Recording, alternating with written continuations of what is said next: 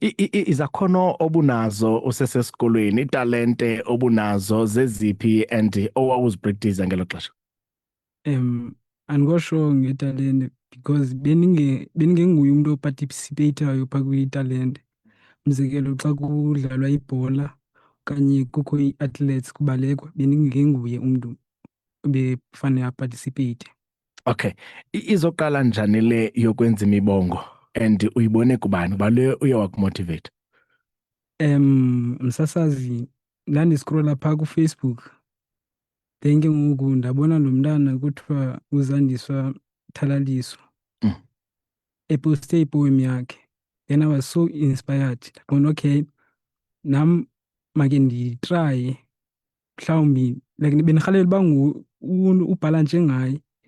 Then ke ngoku ndithe ndisaskrola kwaphinde kwathi gqi enye iposti iveze umthi ke le posti, then yathi poets over to you. Bendiqonda ndiyarhalela nyhani uzibhala ii-poems because into nangokwe-vocab yam phaa esikolweni noko ootishala bam besilungu noko bebendincoma, bebeba-impressed xa sekubhalwa ii-essays upaper tree, xa sekubhalwa ii-essays ne-obituary, so ngezaa zinto. NgesiNgesi. Ewe. Okay. Imake ke mntakwethu ndiyayazi uba sinalo ulwimi lakuthi. Abantu abaninzi bayathanda ukuthi hayi ba-proud ngelwimi lakho, yenza izinto ngesiXhosa. Why wena ukhetha ukwenza imibongo ngesiNgesi? Ingxaki wena msasazi, ndike ndithi ndingatsho ukuba okay, i-literature phaa kwi-English bi-favorite yam i-literature phaa kwi-English. So bendithi xa kufundwa imibongo phaa eklasini, umzekelo kufundwa imibongo kaShakespeare, ii-sonnets, bendiba nalaa nto ngaphakathi uba ndi-inspired ngulo mntu nangona ndingamazi. Ndiqonda okay, nam ke ngoku manditraye mhlawumbi ubhala ii-sonnets just because ngokwe-emotions ebendiba nazo ngaphakathi xa sekufundwa ezaa sonnets zakhe. Okay. Ndiza kunika ithuba luxolo usenzele umbongo ngalo ke usuku lwanamhlanje. Qaba nje uzibona uphi ngale nto yokwenza ipoem and uphumelela uyoma kweziphi i-level?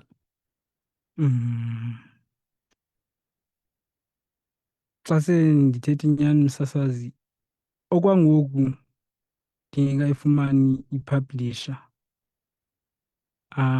Andikacingi way e-further ngolo hlobo okwangoku ndingekayifumani ipublisher. Ibingase ndiqale ndifumane ipublisher so that ndizongenelela nakwezinye ii-competitions zee-poets, then ke ngoku ndiye nakwezinye mhlawumbi ii-podcast ezabe zikhona. Okay. Ndibethe emlonyeni xa ndizawubuza ngeyiphi inkxaso oyidingayo ngalo mzuzu. So yenye yazo ipublisher le uyayidinga? Ewe, msasazi, kakhulu. Okay. Seziphi ezinye izinto oqonda uba udinga inkxaso kuzo? Umzekelo, ndingatsho ndithi i-fundraising, like ndingayi-appreciate i-fundraising because zingavela mhlawumbi ii-podcast, mhlawumbi kuthiwa mhlawumbi kukho i-podcast mhlawumbi engekho lapha ecala ekufuneke ndiye phaa, then ndizawubethakala emalini ke ngoku. Alright. Even nale micimbi yoshicilela imibongo, into ezirikhodayo kanje, equipment enjalo uyayidinga. Alright, bavile ke abantu. Masikunika ithuba usenzele umbongo luxolo, emva koko sijonge uba ufumaneka ngoluphi na kuhlobo. Uzawusinika ke i-social media platforms zakho. Over to you. Okay. Once again, I greet everyone omameleyo apha. Mna ndizokwenza ipoem. Le poem i-title yayo The Baobab Tree. Le poem le ndikhomperishe umthi nomntu.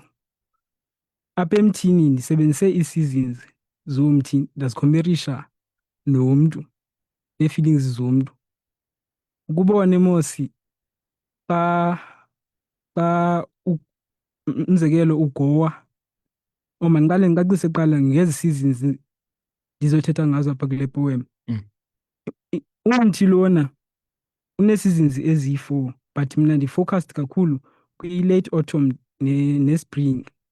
Kule autumn kulapho amagqabi omthi atshintshayo from green abe yellow okanye abe brown. Umzekelo kweminye imithi ke ngoku xa seye-brown okanye yellow ayawa la magqabi. Then lo season i-autumn ndiyikhomperishe nee-feelings zomntu kuba ukubone umzekelo xa ungaziva rayithi, abanye abantu baye behle eweyithini.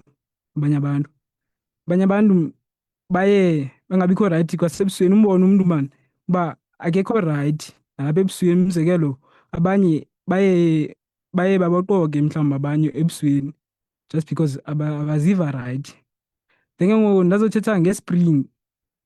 Then kwispring kulapho ke ngoku umthi lona aqalayo ubhluma, ubone uba kukho amagqabi apinki kweminye imithi, kulapho aqala ubhluma. Then ke ngoku lo season ndiyikhomperishe njengomntu, ubone mos umntu awuzusoloko ukhathazekile oko, kuzobakho amaxesha obone uba uyavuya.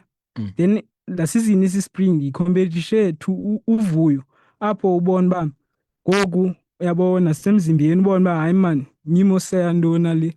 Ubone maan msasazi nawe maan uba ngoku utyebile, ngoku uyavuya. Zonke izinto bezikhathaza azisekho ngoku. Ubone umzekelo ingase utshintshe ne-gender oyiyo, ungabi yi-male uba uyi-male, ube yi-female so that uzojola nawe because uyazifuna, uyazikreva wena msasazi. Uyazithanda. Okay, all right. Yabo. Then ke ngoku lo mbongo uhamba kanje.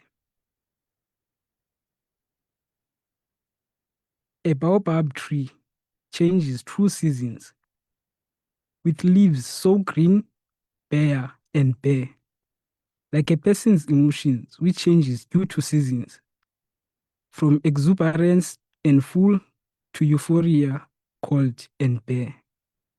Like a baobab tree, seasons pass us by. Our emotions changes in sorrow or joy. To us, sorrow is evoked as ploy. You would swear they are cut and dry. When autumn enter, leaves wither and fall. The baobab remains empty and we feel so small. The leaves of baobab will be eroded by heavy winds, as well as the joy that was held with our hearts by string. In spring, it blooms and new life takes hold. The baobab buds and our spirit unfold. In summer's heat, we feel the thrill. The baobab flourishes with the joy we feel. Wow, mntakwethu, right, kwasikakhulu ka. Yes. Umbongo ke kaLuxolo Mplophe sekhaya, ndiyayazi uba usaqala bendicinga ke into yokokuba ezinye izinto zawuziconsiderisha kukuba ke negama lalapha kwecala lokwenza ii-poems, ube negama mhlawumbi uzawulisebenzisa xa uqabela eqongeni naxa ubizwa ke njenge-poet. But ke I know usaqala and uzawufumana elona gama limandi. But ndifuna ubuza, ulirhalela ngesiXhosa okanye ngesiNgesi? Ndilirhalela ngesiXhosa since mna andizithandi ii-nicknames. Okay. Kwamna ndizibiza ngesiduko sam as nickname yam. Oh yeah. Yeah, so i-stage name yam ndingatsho ndithi xa sendifuna uba ne-stage name ndingasebenzisa isiduko sam. Okay. Kuba nesiduko? NdingumZolo. Okay. Nkosi mntakwethu, xa siyivala mandikunike ithuba uthethe nabantu abafuna ukufana nawe, abantu abafuna uba nesi sakhono sokwenza imibongo, ungabakhuthaza ubamotivate uthini? Ndingatsho kubo uba akunyanzelekanga uba baqale babe great, mabaqale babhale imibongo. Akunyanzelekanga uba bathi besaqala babe good apha ekubhaleni okanye mhlawumbi xa bephrizenta imibongo yabo babe fluently, but umntu maka-expresse ii-feelings zakhe embongweni. Thina into esiyijongayo as ii-poets ukuba okay, xa sifunda lo mbongo wakho yintoni thina esiyivayo apha ngaphakathi. So bona if bayabhala lo mibongo yabo mabenze sure uba nathi sine feelings ba-evoke ii-feelings apha kuthi. Yeah. Kwaye mabenze sure uba i-figurative meaning is hard to find so that umbongo wabo uzoba interesting. Okay. Abantu abakufunayo Luxolo, abantu abafuna ukulandela umsebenzi wakho ukwenza imibongo, abantu abafuna ukunika isupport nabafuna ukuxhasa, bakufumana njani kwi-social media platforms?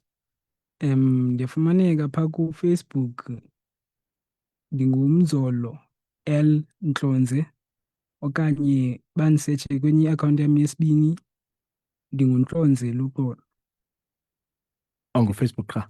Then kuWhatsApp bangandifumana ku-060 459 5174. Sicela siphindele. 060 459 5174. Alright. Iyafoneleka masinale inamba? Msasa. Alright. Nkosi kakhulu Luxolo, masibulele ngexesha lakho. Nathi ke siVukane FM sikunqwenelela ke impumelelo kwimizamo yakho.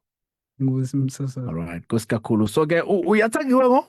Ndiyakhona msasa. Alala. Uhambe kakuhle. Nkosi kakhulu. Bamamele phaa elalini baxelele. Abamameli. Ngobani ofuna ubakwazi? Umakhulu wam. Yeah, sure. Kubani? Umakhulu wam. Igama?